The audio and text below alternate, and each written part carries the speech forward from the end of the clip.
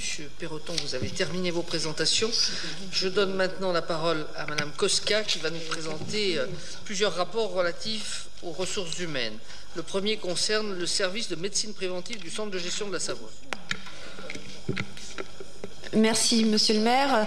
J'ai le plaisir et la satisfaction de vous présenter ce rapport sur la médecine préventive, puisque après une saga de quelques années pour arriver à trouver un médecin pour remplacer le docteur Monin qui a fait valoir son droit à la retraite, le chemin a été vraiment compliqué.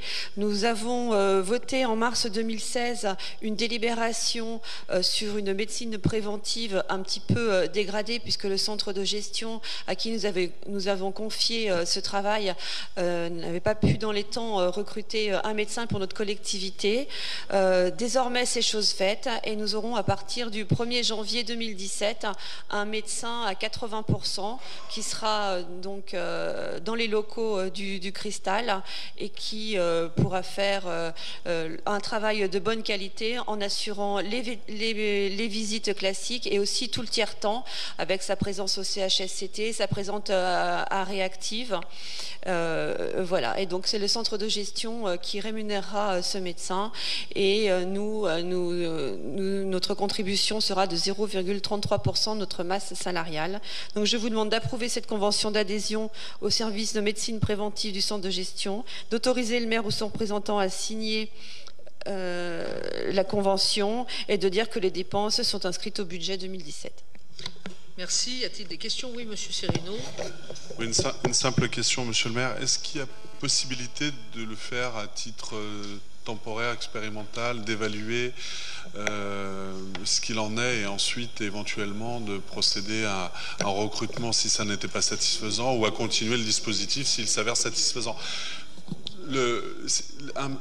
Comment dire, la médecine du travail a un rôle qui est bien défini, hein, qu'on connaît tous, hein, mais parfois, à de nombreuses reprises et dans de nombreuses entreprises ou administrations, quand elle existe, parce qu'elle n'existe pas toujours, elle a été un point important d'émergence, de difficultés.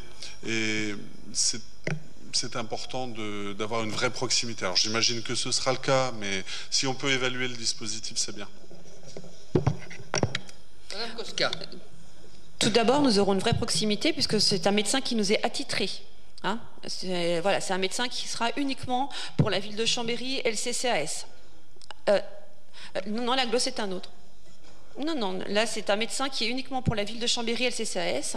Sur l'Aglo, nous partageons les locaux, mais le médecin que nous aurons à 80% est un médecin uniquement pour notre collectivité. Donc revenir en arrière, pourquoi pas, mais pour nous, ça a peu de sens, sachant que la vraie difficulté, c'est le recrutement des médecins et que les médecins pour nos collectivités préfèrent travailler en groupe et en équipe via un centre de gestion où ils peuvent échanger et plutôt que venir tout seul dans une collectivité. Et pendant 3 ans, puisque c'était déjà sous l'ancien mandat, on a recruté, on a fait même appel à un chasseur de tête et on n'y est pas arrivé. Donc c'est vrai que pour nous, c'est vraiment une issue sécurisante pour tous nos agents. C'est vrai que les nouvelles générations de médecins veulent travailler en groupe aujourd'hui, hein, c'est clair partout. Monsieur Fajou. Moi, je m'interroge seulement sur la disponibilité, enfin pas la disponibilité, son emploi, je veux dire à 70%, puisqu'il y a 70 villes et 10 CCAS. On a le tableau des emplois, après 1400 agents villes. 70%, je ne sais pas pourquoi. Est-ce que ça va être suffisant? Bon. C'est pour ça que je rejoins un peu la question précédente, il faudra tester, parce que 70%, ça me paraît peu par rapport au nombre d'agents. Je ne sais pas pourquoi on ne le recrute pas à temps plein, quoi, avec le CCAS, 90-10. Voilà, c'est ma question.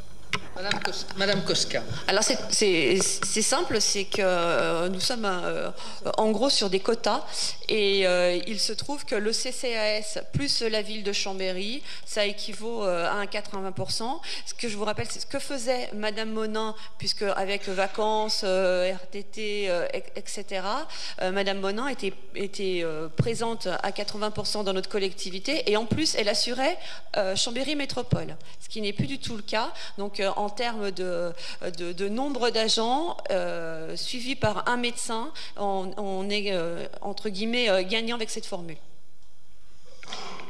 Très bien. Y a-t-il des oppositions, des abstentions? Le rapport est adopté.